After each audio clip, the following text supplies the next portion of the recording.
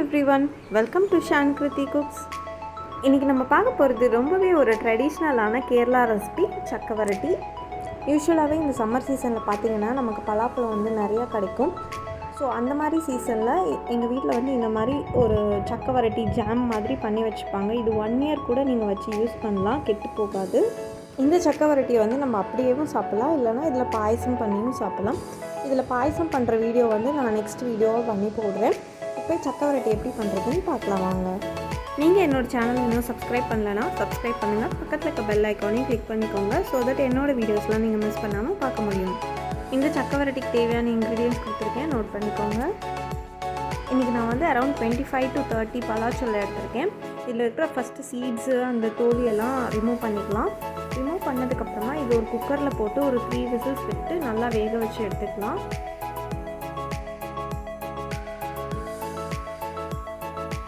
இது குக் ஆகிறதுக்கு 1 glass of water add பண்ணிக்கோங்க.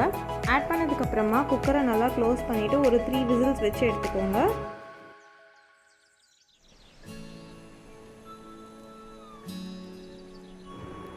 இப்போ பார்த்தீங்கன்னா இது 3 whistles வந்துடுச்சு. இப்போ குக்கர் ஆஃப் பண்ணிடலாம். ப்ரெஷர் வந்து ஃபுல்லாக செட்டில் ஆனதுக்கப்புறமா இதை எடுத்து நல்லா கூல் டவுன் பண்ணிவிட்டு ஒரு மிக்ஸி ஜாரில் ஆட் பண்ணிவிட்டு நல்லா ப்யூரியாக பண்ணி எடுத்துக்கலாம். ஸோ நெக்ஸ்ட்டு வந்துட்டு ஒரு ஹெவி பாட்டம் பேன் ஆர் கடாய் எடுத்துக்கோங்க. நான் வந்து வெங்கில உருளி எடுத்துருக்கேன். யூஸ்வலாக நம்ம பாயசமெல்லாம் பண்ணுறதுக்கு வந்து உருளி யூஸ் பண்ணால் ரொம்பவே டேஸ்ட்டாக இருக்கும். இதை ஆட் பண்ணிவிட்டு ஒரு 2 minutes குக் பண்ணிக்கலாம். இது லைட்டாக பாயில் ஆக ஆரம்பிக்கும். ஸோ அப்போ வந்துட்டு நம்ம இதுக்கு தேவையான அளவு வெல்லம் ஆட் பண்ணிக்கலாம். இப்போ இது லைட்டாக பாயில் ஆக ஆரம்பிச்சிருக்கு. நான் 2.5 cups ஆஃப் வெல்லம் ஆட் பண்ணியிருக்கேன். வெல்லம் ஆட் பண்ணதுக்கப்புறமா இது கரையிற வரைக்கும் நல்லா இந்த மாதிரி கைவிடாமல் கிளறிட்டே இருக்கணும். இந்த சக்கவரட்டி பண்ணுறதுக்கு பொறுமை தாங்க ரொம்பவே அவசியம். ஏன்னா இது கண்டிப்பாக 1 hour ஆகும் பண்ணி முடிக்கிறதுக்கு. ஸோ பொறுமையாக நம்ம இந்த மாதிரி அல்வா கிளற மாதிரியே இப்படியே பண்ணிகிட்டே இருக்கணும். இப்போ பார்த்தீங்கன்னா வெல்லம்லாம் நல்லா கரைஞ்சி இப்போ தான் திக்காக ஆரம்பிச்சிருக்கு. இந்த ஸ்டேஜில் வந்துட்டு நம்ம ஒரு ஸ்பூன் நெய் ஆட் பண்ணிக்கலாம்.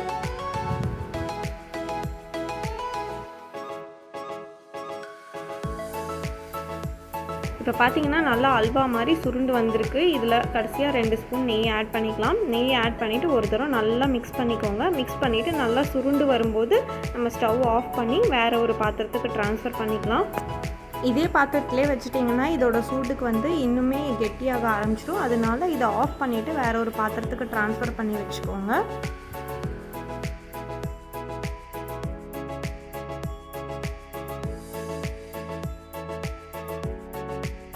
இதோட கன்சிஸ்டன்சி பார்த்திங்கன்னா இந்த மாதிரி கரண்டியில் எடுத்து விழும்போது வந்து ரிப்பன் மாதிரி விழணும். இதுதான் கரெக்டான கன்சிஸ்டன்சி. இப்போ நம்மளோட சக்கவரட்டி ஜாம் ரெடி ஆகிடுச்சு. இதை கண்டிப்பாக ட்ரை பண்ணி பாருங்கள், ரொம்பவே டேஸ்ட்டாக இருக்கும். இந்த மாதிரி இன்னும் டிஃப்ரெண்ட்டான டேஸ்ட்டான ரெசிபிக்கு நம்ம சேனலை சப்ஸ்கிரைப் பண்ணுங்கள். தேங்க்யூ.